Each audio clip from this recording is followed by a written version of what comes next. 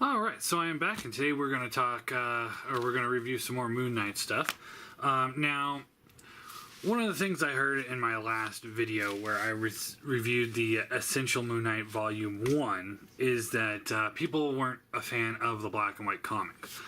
I personally, I'm a fan of it for two reasons. One, it gives you that old-timey kind of feel. But also, because of the fact that it's on black and white and it's not color, it reduces the price drastically. I believe, this was $20. So, if you were to buy like a graphic novel or a collection of comics this thick, you're probably looking at, probably 60, 70 bucks, I would imagine, if it was all color. So, I spent 20 bucks on the volumes on Moon Knight, just collecting like 6 issues or so. This is like volume 2 here. This is collecting 11 through 30, so that's what, 20 comics. So that's a lot of comics. By the way, I love this artwork on the cover here. It's one of my favorites. Moon Knight. Where sometimes Moon Knight lacks a little bit in the storytelling department.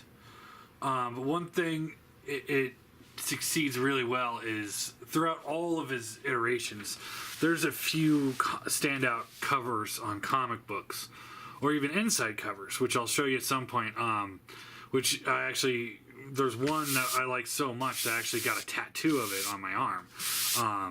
Some of this artwork is just amazing. So what I've done is I grabbed all my issues of Moon Knight moving forward.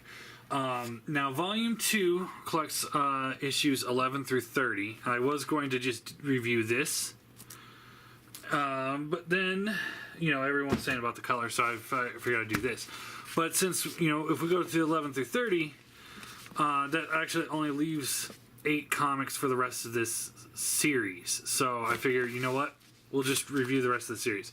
So, this is mostly in Essential Moon Knight Volume 2, and some of it is in Essential Moon Knight Volume 3, which we'll review most of the rest of this on another day. All right, so let's talk about the comics. So issue 11. Yeah, I can't even remember what he's doing in these. It's been so long since I read these. I probably should have reread them, but I really just don't have the time. I think this is just another one of his little side quests that doesn't really lead to much. Just kind of... they're still... In my mind, they're still trying to find their footing here. And it's also fun to read these old comics with these old, the Human Torch Twinkie commercial. But I think they're, I view it as they're trying to find, their footing and, who's going to be his villain and stuff like that. So this, a lot of these they don't have a lot of importance. But then we get to this one. Morpheus. This is one of his other early reoccurring villains. So Morpheus is an interesting character because he was human, and he was suffering from, I think it was insomnia, and then they gave him some medicine, which slowly turned him into this dream wizard of sorts. Kind of like a ripoff of Freddy Krueger. Now, this came out in 81, so I don't know when did Freddy Krueger first come out. But think Freddy Krueger when you're thinking of this guy. Lots of telekinesis powers. You see, he's deflecting bullets. It makes it a real challenge for Moon Knight to fight him because he's one of those, I don't know if he's really fit to be a Moon Knight villain because he's just so That's just funny. So here I am looking at a comic book that from '81, and here's a ad for Mile High Comics, which is in my neck of the woods, actually. I don't think they're up there anymore, but it's just kind of funny. It's like, hey, look at that. So anyway, so yeah, he comes across this villain, and he's really tough for Moon Knight to fight, because you can see he just throws him around. Moon Knight doesn't really stand much of a chance against this kind of guy. Let's see here. And yeah, I think I can't remember how he defeats him. Knocks him out, I guess. Looks like he just knocks him out. Let's see here.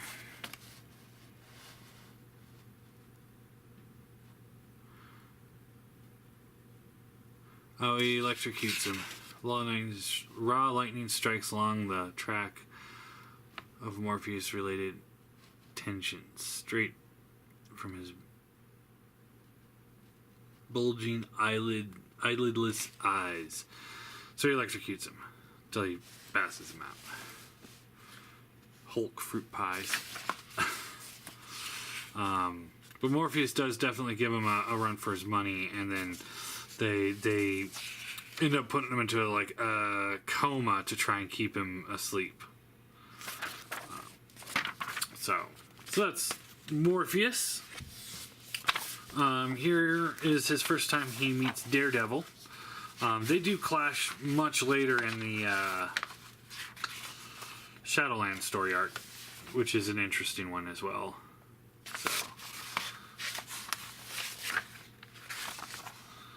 So yeah, just they're fighting the Jester. It takes Daredevil and Moon Knight to bring down the Jester, which is kind of hilarious. But they do fight for a bit. And in the fight, of course, because it's Moon Knight's comic, you see that he's pretty much equally matched to Daredevil. And then they realize that they're being duped, and they go after the Jester together. So, again, it's just one of those, they're still trying to find their footings here.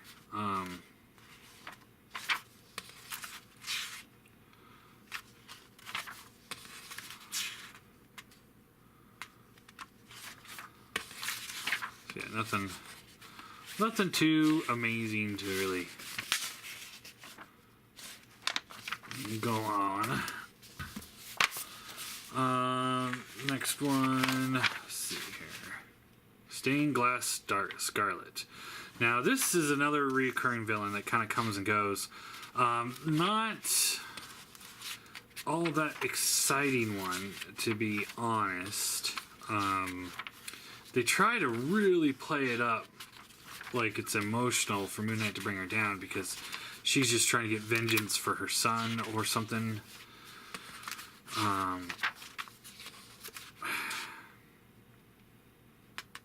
And she kills people, and yeah, it's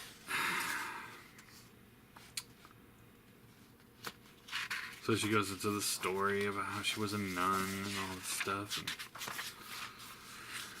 and it's just one of those, it's not, they really try to play up emotion on this, but it doesn't really work.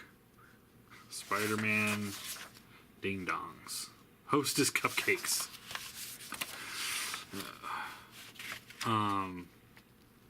But yeah, it just really doesn't play out as well as I think they tried to make it play it out. And she just keeps coming back too. So it's just one of those here we go again. Interesting concept, but just didn't really turn out so well, I would say.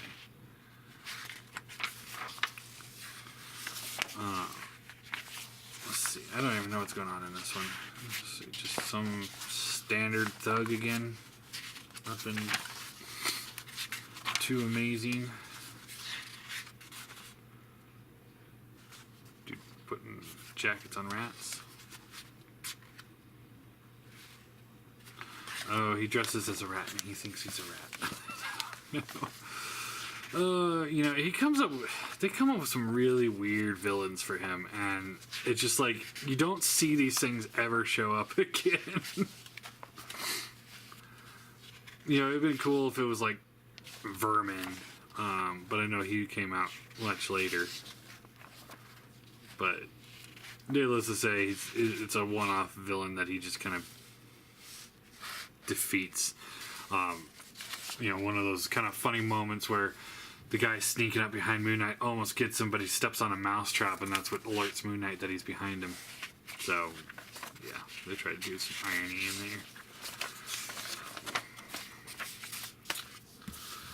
Oh. Blacksmith. Yeah, you gotta give them credit. They do try, but I mean, overall, there's not a whole lot to really go into here. I mean, he's fighting this one villain. Whole thing gets involved.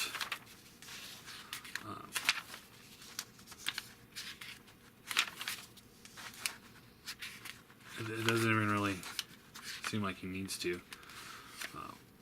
It looks like there's a second little mini story in here. I know they did that every now and then where they'll be like, okay, here's the main story, and then we'll do a mini story in there. Looks like dude's got a Medusa. Is this even Moon Knight? Yeah, I don't know. It's so bizarre. I just don't understand.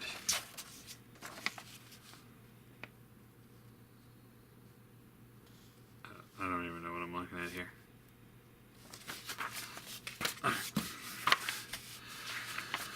Let's see here. Is this another? Yeah, just another little mini story. Again, you know, some of these just. Yeah. Let's see. Versus the Slayer Elite. Just a group of guys that he's got to defeat, and he defeats them. I think I'm just going to start skipping a lot of these because they're just, you know, Arsenal. I think he comes back, but he dies at the end of this one, but then another person takes his place trying to play like a Hobgoblin type game. But it doesn't play out so well.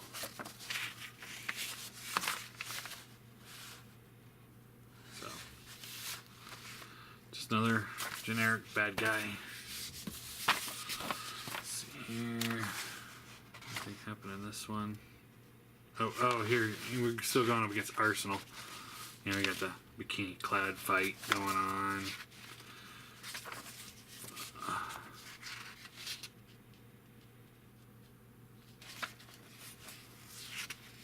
Yeah, and then Arsenal kills himself, trying to kill everybody. Nothing amazing there. Here he go.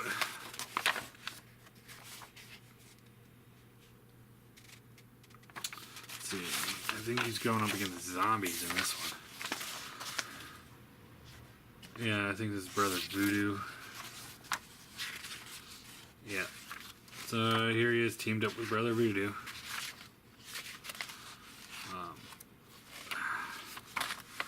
Yeah, nothing. Yeah, I'm trying to do this to get people excited for Moon Knight, but none of it really pays out. Now here's where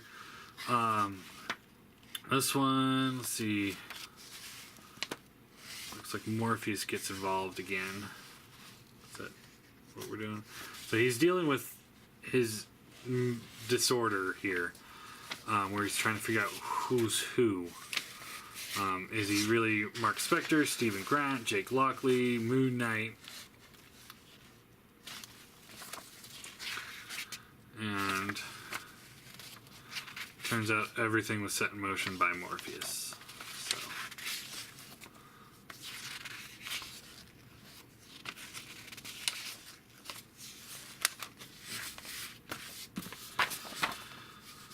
Alright, great cover work on this one, I'd have to say. I love this cover. I know I'm pointing it out because this is the cover of Essential Moon Knight Volume 2, but a great cover right here. So yeah, we're going into like part 2 of that story with Morpheus again, and Moon Knight's really got to contend with Morpheus again. Every time Morpheus comes back, he's more and more powerful. I mean, it's to the point, at this point, where I think he's better suited to be like a Spider-Man villain. By the time he's done like evolving, I mean, you see he's throwing Moon Knight into all these different, like almost, you know, like we had Knights and then the sea and stuff like that. It gets to the point where he's more, I would put him more in like an Xavier type villain. Maybe not full X-Men, but definitely somebody with enough psychic abilities like this and telekinetic abilities that he should be going up against somebody like Professor X.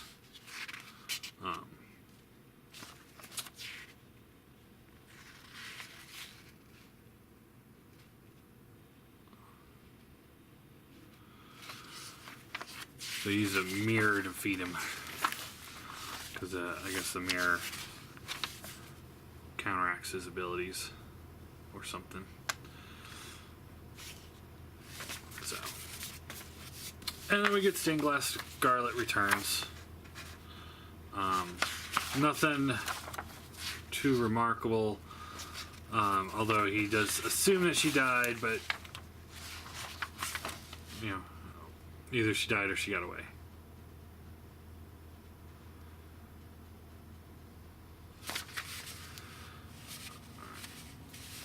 And that's a pretty cool picture right there, I have to say. And then we get to Black Spectre. Now, Black Spectre is probably my favorite Moon Knight villain. I love this artwork too. There's just a whole black silhouette with just a little strip, and you see Moon Knight with Black Spectre standing behind him. Now, Black Spectre decided that he was going to become a criminal. And when he decided that he was going to be, he decided that he needed to... He's one of those villains that only show up because there's heroes. And he decided that he wanted to be someone to fight Moon Knight. So he took Moon Knight's design and then he kind of reversed it into like a Black Knight instead. And since Moon Knight kind of resembles a ghost, he calls himself Spectre, so Black Spectre. And yeah, he's somebody that skill-wise is on par with Moon Knight. I think he's much more military tactics than Moon Knight. But he does come back again and again to threaten Moon Knight. But it's only the times when it's like they needed like a major villain to do some major story arc, which is really cool because, you know, otherwise they get kind of redundant. So I think maybe 3 or 4 times is how many times he showed up before he finally gets killed. And you know, of course, he's one of those that thinks that he's a good guy, and he soundly defeats Moon Knight here. Just defeats him. And the only way Moon Knight can win is by throwing him out of a building and into one of those big lights.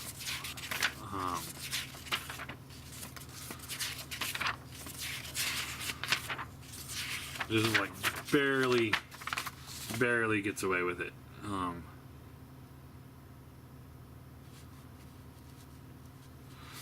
But yeah, Black Spectre definitely a major contender. Let's see here. So what do we got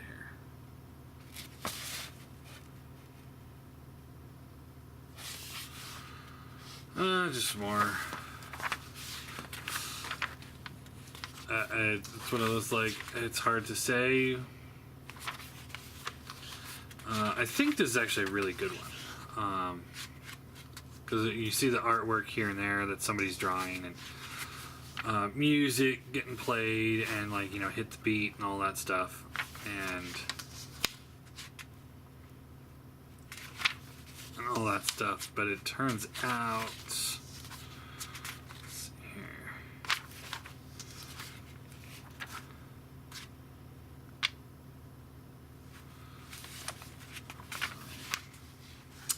that he was like an abused child, and it's one of those, like, Moon Knight doesn't want to have to put him down, but he does. So yeah, that's an interesting one. And then we go to the second story. Nothing too spectacular there.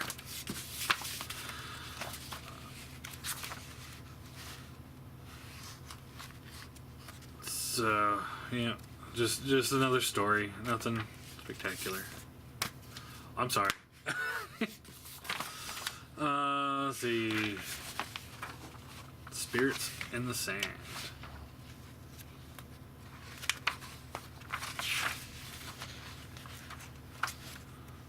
Yep. Nothing amazing on this one. Then we get to probably the best cover of this series. The Return of the Werewolf. So he starts with Werewolf by Night. That's the first issue he ever showed up in. And here is the Werewolf by Night returning, and now as the villain for Moon Knight, which is like a full flip on what it was before.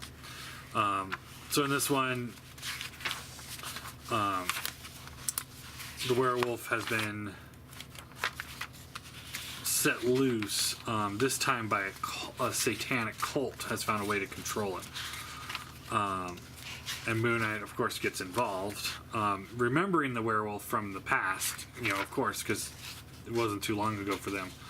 And now he's got to try and bring the werewolf down, but now it's not just that man-wolf type that it was in the previous comics.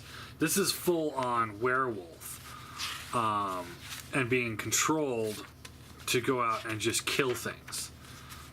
You see he's dealing with some of his psychosis problems here too. Trying to figure out who he really is.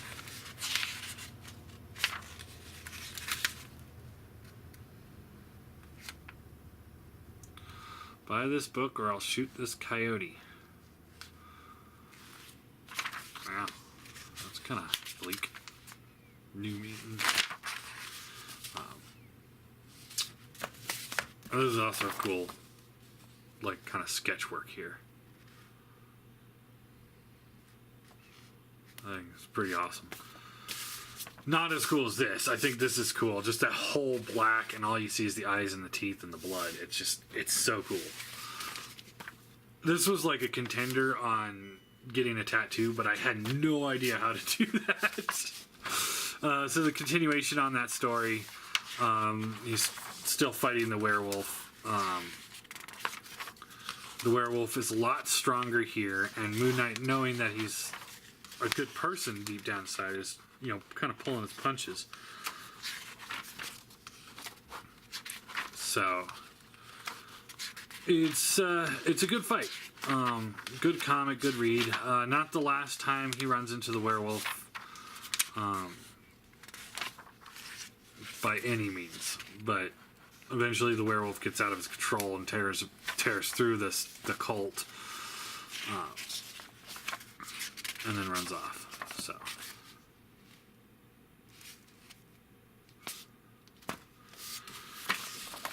alright, let's see here. This one, I believe, is a ghost story.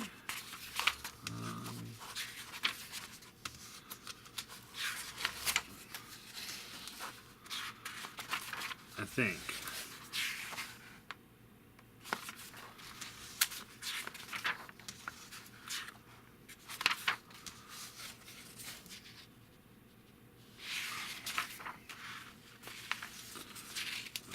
It kind of like changes course here.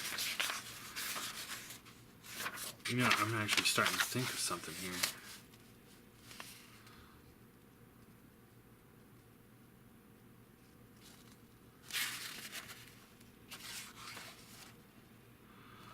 He gets this music box.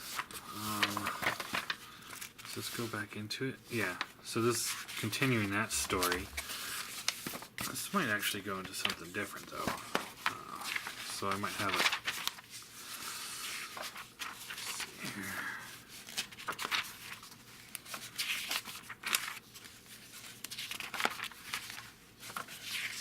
So Moon Knight beats up all the punks. And that's pretty much the end of that story. The thing is that the punks resemble something else. Let's see, where is that? Give me 1 second to look for something.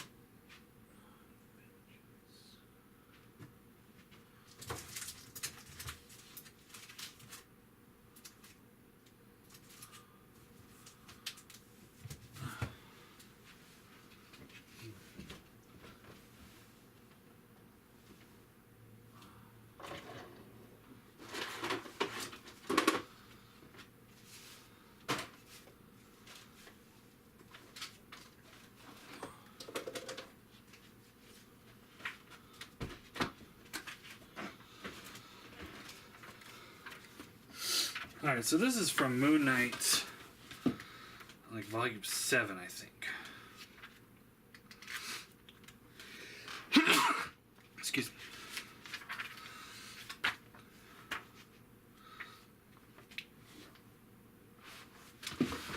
They look a little different, but it's interesting because I thought that was a ghost story because it was reminding me of a different story altogether with Moon Knight. Where here he's fighting a gang of ghosts. And he doesn't stand a chance at first, but then he the voices in his head tell him like, hey, you've got battle armor for fighting ghosts. So he puts it on, and when he gets there, there's this punk kid who's killed all the other gang members. And, here's gang members and one punk kid that was trying to stop him, all involving a music box.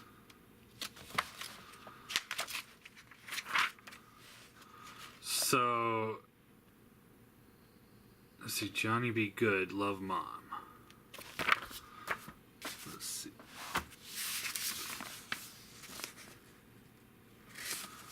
And his name is Johnny. Holy crap. I've never realized that before. That those stories were connected.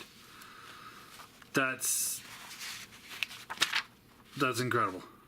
This is a minor story from July of 1983. And this is... when would this come out? 2014-ish. 30 years later. I think that's pretty cool. Alright, moving on. Total side story. I thought it was worth it. Let's see here. Nothing here. Let's see here. Not much to tell you on this one either. I don't think.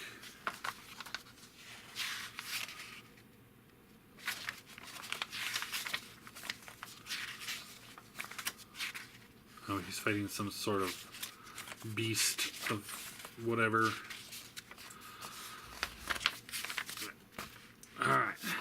Now here's an interesting one. Because here,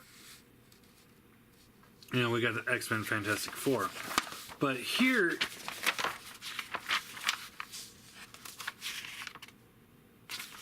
let's see. He's fighting this bug guy.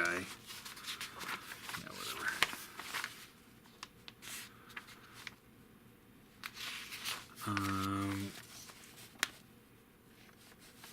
And the bug guy whirls him back into the wall so hard that he breaks his back. So it's essentially like the breaking of the bat story, only done really quickly and, yeah, not nearly as well. But this was also done years before the breaking of the bat. So it's just kind of interesting. You know, you got him here. He's trying to go through rehab. He can't seem to do it. And he just kind of wants to give up on the whole thing. And then, all the while, like, we don't go back to the bug guy for a long time, but this chick, who is a mutant, has these powers to, like, blow winds around and stuff like that, and Moon Knight sees it, and he's trying to stop her from killing people, but he can't seem to do it.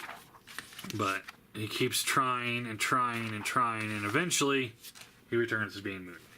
So this all happens in the course of one comic, of course. You know, the breaking of the bat lasted for many, many, many comics, but it's just kind of cool to see, you know, somebody else that had gone through that prior.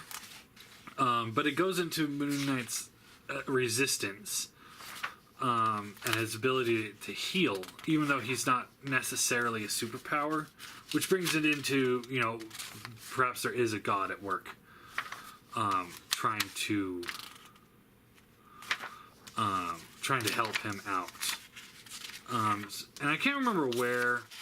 I probably skipped through it already. But there's an issue in this series where you find out that he's losing his werewolf powers that he had, because in the first time he appears, he went up against the werewolf, of course, and he got bitten by the werewolf. So all his strength, where he says that he's able to, that waxes and wanes with the moon, it's all because he's part werewolf. But he does grow out of him, and he becomes more of a human hero. Here we got Doctor Strange getting involved in some stuff. I just can't remember where it was that it was like at the beginning of an issue where he's gliding and he lands and he's like, ugh, that hurt. And he realized that he doesn't have those powers anymore. So, you know, this is just, you know, he teams up with Doctor Strange. Nothing too out of the ordinary. You know, just typical early 80s Marvel team up.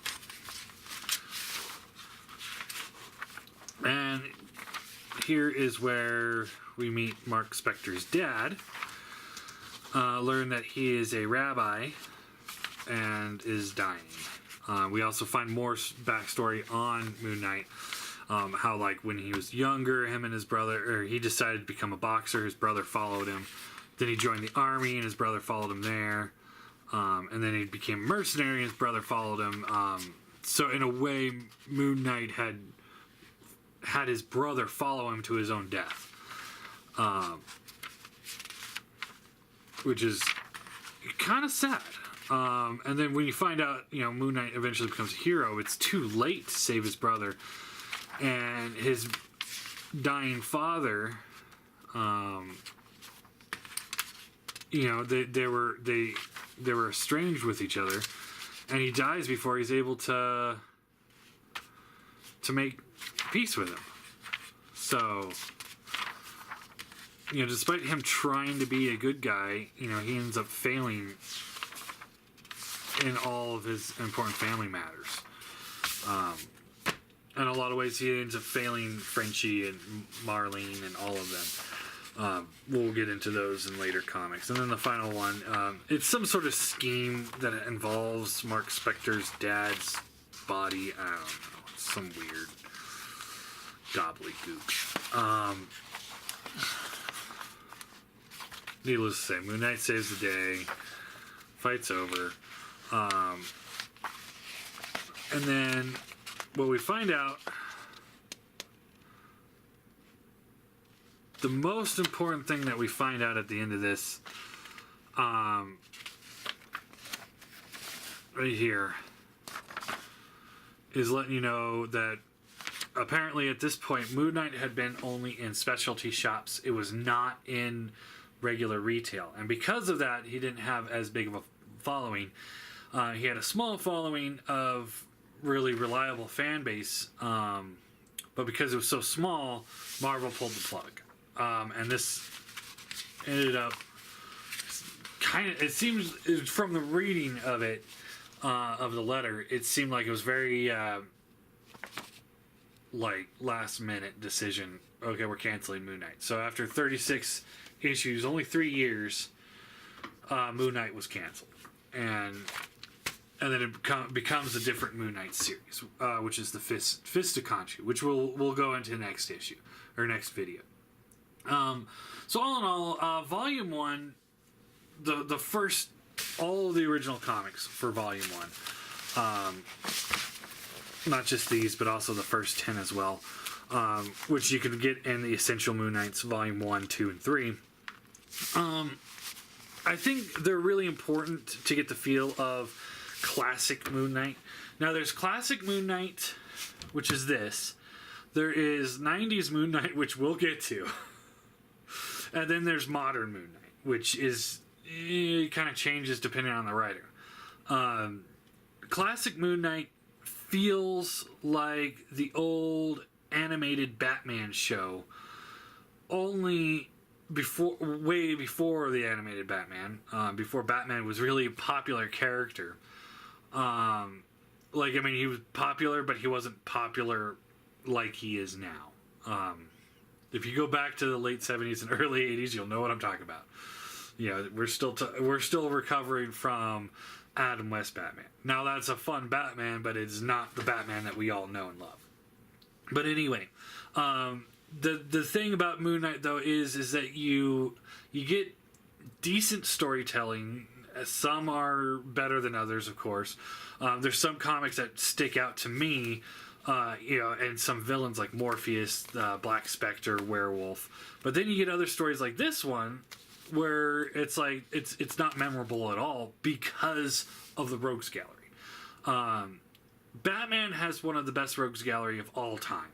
I think second best, in my opinion, second only to Spider-Man. Moon Knight has a Rogue Gallery that you could probably, like, of memorable villains, you could probably count on one hand. You got Morpheus, Black Spectre, Bushman, who at most times isn't really that great of a villain. He's just kind of shoehorned in. And Midnight. Stained Glass Scarlet, you could almost call one, but to me, she's more of a fail than she's a success. That's really it. So without a really strong Rogues Gallery, you know, the hero's only as good as the villain. And when the villains are quickly forgotten characters, like, what was his name? Assassin or whatever? Yeah. Here's a good one. Blacksmith. Yeah, there's a great villain that we're going to remember in 5 years from now. Arsenal. You know, yeah, we'll remember those guys, you know, when we're a little kid, you know, when we're old men, you know, sitting and telling our grandkids about stories, you know. Yeah, as much as I don't like villains like Mad Hatter and stuff like that, at least he's more memorable than the majority of Moon Knight villains. So while I love Moon Knight, his villains are so bad that it's just like, it's so forgettable that it actually hinders the series. So this is why, you know, like if they do ever go into like a TV show or a movie for Moon Knight, I really hope they do like a Netflix style TV show and then focus a season on a particular villain and do just the side beat 'em up stories like we get with the Daredevil. You know, like when you talk about like a Spider-Man villain in the movies or a Batman villain in the movies, you got to go with, you know, like let's say The Dark Knight with the Joker. It's like, okay, Joker's such an iconic character. That movie was more about him than it was about Batman. If we had a Moon Knight movie and Arsenal's the villain, you know, it's going to become very forgettable. Now, if we throw Arsenal into like half an episode on Netflix, when the main villain is Bushman, let's say, then that's going to work a little bit better. But yeah, so that's it for Volume 1 of Moon Knight. We'll go into Volume 2, which is the Fist of Khonshu, which is where they try to revive the character for a bigger audience. And then we'll kind of go where my thoughts go with that one. And they also changed the character quite a bit for it. But we'll go into that. So yeah, I guess that's really it.